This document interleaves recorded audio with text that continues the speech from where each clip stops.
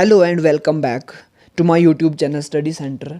आज हम जो Jammu and Kashmir public service commission का KS का पेपर जो 2021 में हुआ था उसका पार्ट 2 लेके आए हैं। पहले पार्ट में हमने ऑलमोस्ट 10 क्वेश्चंस यहाँ पे डिस्कस किए थे, उसी की कंटिन्यू सीरीज़ आज मैं लेके आ रहा हूँ। पार्ट 2 होगा। इसी तरह हम 2-3 पार्ट्स में पूरा जो प्रिलिमिनरी पेपर हुआ था पेपर 1 उसका हम डिस्कस करेंगे। यहाँ पे Jammu and Kashmir public service commission ने जो 2021 को किया था, इसमें हम सारे क्वेश्चंस डिटेल में समझेंगे और उनके सारे ऑप्शंस को हम डिस्कस करेंगे। तो वीडियो में बने रहिए और मेरे चैनल को सब्सक्राइब कीजिए, लाइक कीजिए अगर आपको कंटेंट पसंद आएगा। एंड तक देखिए, आई होप आपको कुछ न कुछ यहाँ पे ज़रूर सीखने को मिलेगा। तो बिना टाइम वेस्ट करते हुए हम यहाँ पे पहला क्वेश्चन स्टार्ट करेंगे, जो कि है western Ghats of India is known as. आप सब जानते हैं कि जो वेस्टर्न घाट है उनके तरह तरह के नाम हैं, अलग अलग नामों से जाना जाता है। उसमें से एक नाम पूछा गया है यहाँ पे कि वेस्टर्न घाट का क्या नाम है। तो the right answer for question number 10 is B, then that is endemic crown. जो वेस्टर्न घाट है उसको हम एंडेमिक क्राउन के नाम से भी जानते हैं। अगर मैं यहाँ पे वेस्टर्न घाट की थोड़ी सी बात कर दूँ, ये रहा आपका वेस्टर्न घाट जो कि वेस्ट कोस्ट ऑफ इंडिया है, वहाँ पे फैला हुआ है आपका वेस्टर्न घाट।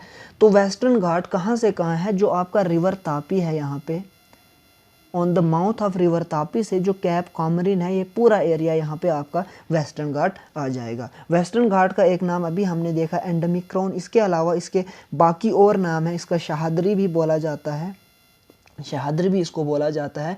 इसकी अगर मैं लेंथ की बात करूँ, यहाँ से यहाँ ये अराउंड 1600 किलोमीटर पैरेलल है, वेस्ट कोस्ट के पैरेलल है वेस्टर्न घाट। वेस्टर्न घाट जब यहाँ से नीचे आता है इस प्रकार, यहाँ पे वो ईस्टर्न घाट के साथ मिलता है और जहाँ पे ये मिलता है वहाँ पे नीलगिरी माउंटेन्स आपकी पाई जाती है।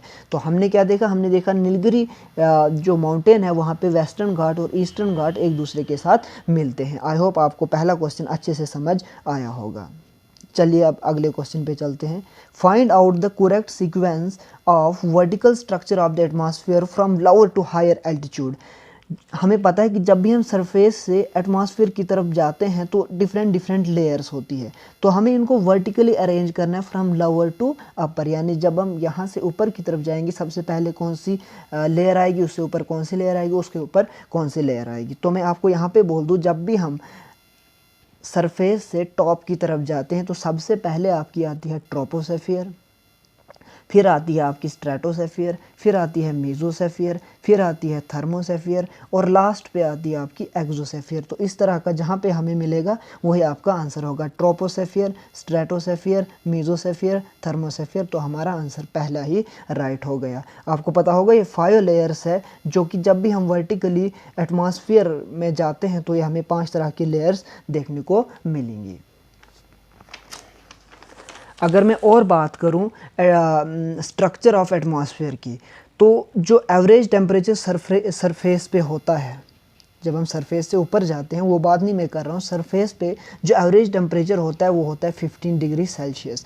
जब भी हम ट्रोपोस्फियर में ऊपर मूव करते हैं तो टेम्परेचर डिक्रीज़ होता है। फिर हम जब पहुँचते हैं ट्रोपोस्फियर को क्रॉस करते हैं, ट्रोपोस्फियर को जब एंड होता है वहाँ पर ट्रोपोपाज होता है। जब हम ट्रोपोपाज को क्रॉस करते हैं, वहाँ से ऊपर 18 किलोमीटर से 30 किलोमीटर तक, 18 किलोमीटर से 13 किलोमीटर तक टेम्परेचर कांस्टेंट रहता है। उसके बाद जो आपको स्ट्रेटोस्फियर है उसमें टेम्परेचर इंक्रीज़ होता है। इस तरह से पहले हमने देखा ट्रोपोस्फियर में टेम्परेचर डिक्रीज़ होता है, स्ट्रेटोस्फियर में टेम्परेचर इंक्रीज़ होता है। उसके बाद अगर मैं बात करूं मेसोस्फियर में, इसमें टेम्परेचर फिर से डिक्रीज़ होता है। और मेसोस्फियर की अगर मैं बात करूँ, ये सबसे कोल्डेस्ट लेयर है एटमॉस्फेयर की, mesosphere coldest layer of atmosphere. फिर हम और ऊपर जब जाएंगे, यहाँ पे हमें मिलेगा थर्मोस्फियर। थर्मोस्फियर यहाँ पे टेम्परेचर इंक्रीज़ होगा और ये सबसे ज़्यादा टेम्परेचर जो हमें देखने को मिलेगा वो थर्मोस्फियर में ही आपको देखने को मिलेगा। आई होप यहाँ तक आपको समझ आएगा। उससे ऊपर जब हम जाते हैं तो वहाँ पे आपको एक्सोस्फियर देखने को मिलेगी। इस तरह से ये 5 लेयर्स ऑफ एटमॉस्फेयर हमने यहाँ पे समझा। आई होप क्वेश्चन नंबर 2 जो हमने दूसरा क्वेश्चन आज समझा वो भी आपको अच्छे से समझ आया होगा।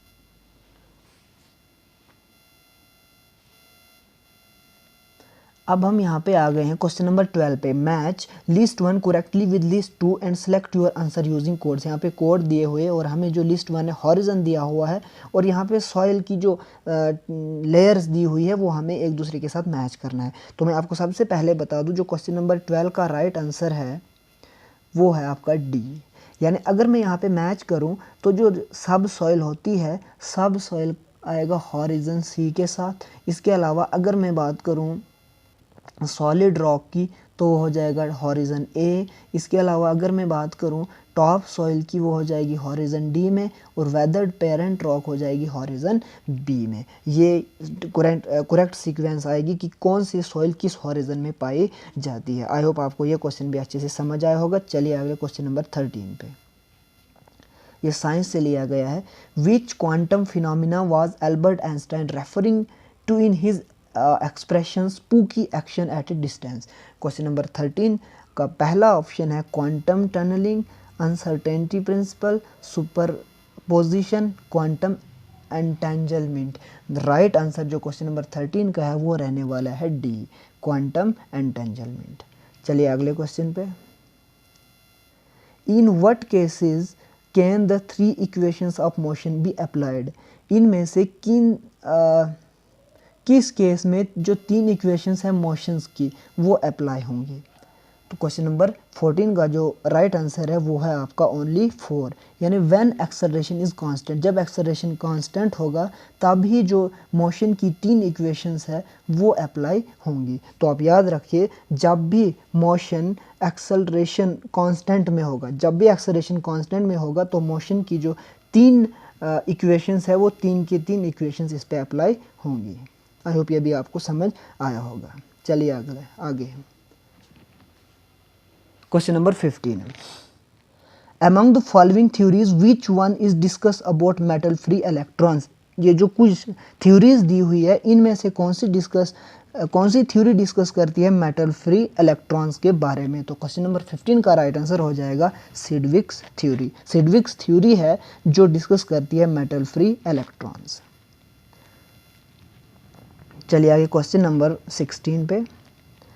What is a white dwarf. White dwarf किसे कहते हैं। तो क्वेश्चन नंबर 16 बोला जाता है कि वाइट ड्वार्फ किसे कहते हैं। इसका जो आंसर आएगा it is a stellar core which remains after the star has used up all of its nuclear fuel. यानी ये एक स्टेलर कोर होता है वो बच जाता है। ये जो वाइट ड्वार्फ होता है ये बच जाता है। किससे बच जाता है, जब एक स्टार अपना सारा का सारा न्यूक्लियर फ्यूल यूज़ कर लेता है, जो पीछे स्टेलर कोर बचता है उसी को हम बोलते हैं वाइट ड्वार्फ। ये भी आपको समझ आया होगा।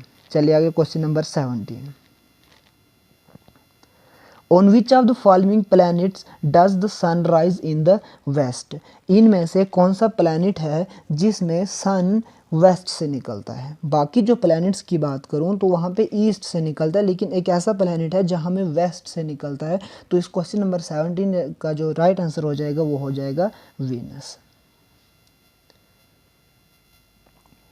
तो इसका जो राइट आंसर हो जाएगा क्वेश्चन नंबर 17 का वो हो जाएगा वीनस। अगर मैं वीनस की बात करूं तो वीनस को बोला जाता है, और भी इसके तरह तरह के नाम हैं। इनको वीनस को इवनिंग स्टार भी बोला जाता है, मॉर्निंग स्टार भी बोला जाता है।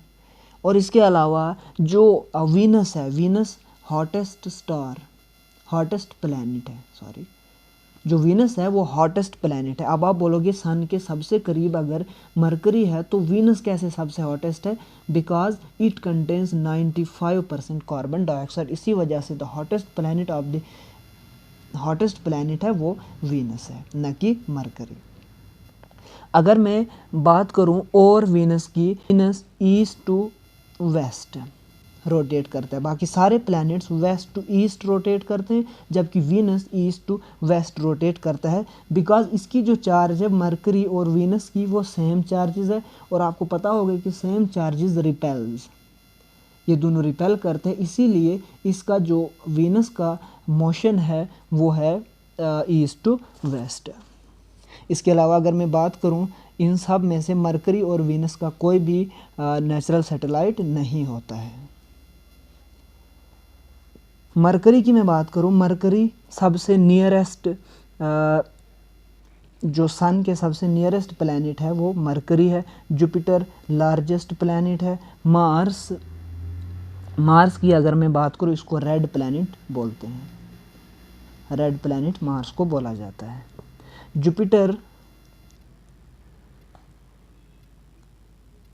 जुपिटर जो सबसे लार्जेस्ट सैटेलाइट है जिसका नाम है गैनीमेड, वो जुपिटर में ही पाया जाता है। तो आई होप आपको थोड़ा बहुत जो प्लैनेट्स है उनके बारे में भी इंफॉर्मेशन मिली होगी।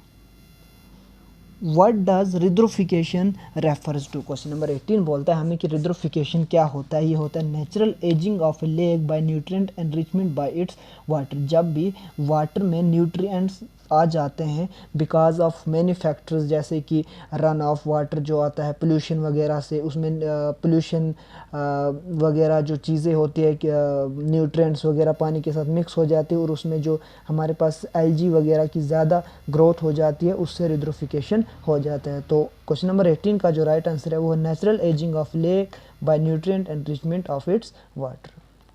चलिए क्वेश्चन नंबर 19 पे। By what factor is the electromagnetic force stronger than the gravitational force? किस फैक्टर से जो इलेक्ट्रोमैग्नेटिक फोर्स है वो स्ट्रांग होती है ग्रेविटेशनल फोर्स से? जो क्वेश्चन नंबर 19 का जो राइट आंसर हो जाएगा वो हो जाएगा 10⁻36। क्वेश्चन नंबर 20 आज का लास्ट क्वेश्चन यहाँ पे मैं डिस्कस करने वाला हूँ। Which one of the following is not true about the structure of DNA? जो डीएनए होता है स्ट्रक्चर, उसके बारे में कौन सा सही नहीं है? इन चीज़ों का ख्याल रखा करो। जो क्वेश्चन नंबर 20 है इसका राइट आंसर आ जाएगा DNA is always right handed helix. तो आई होप आपको आज वाला वीडियो पसंद आया होगा। अगर आपको पसंद आया please do like, subscribe to my YouTube channel और शेयर भी कीजिए। Thank you so much.